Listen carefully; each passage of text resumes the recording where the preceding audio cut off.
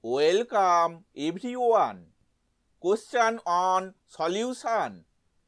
For the preparation of 100 ml 0.5 molar aqueous solution of ethanol, the volume of ethanol required given density of ethanol is 1.15 gram per ml and molar mass of ethanol is 46 gram per mole. Choices are A 2 ml, B 4 ml, C 7 ml, D 9 ml. Answer is A 2 ml.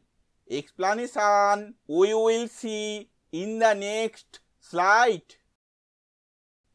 Here given density of ethanol is 1.15 gram per ml and molar mass of ethanol is 46 gram per mole.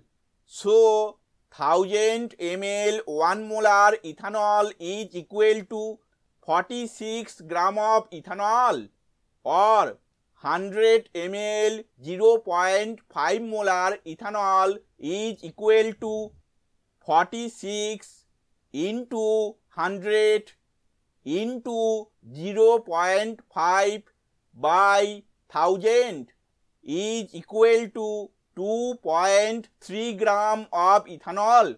It is the mass of ethanol.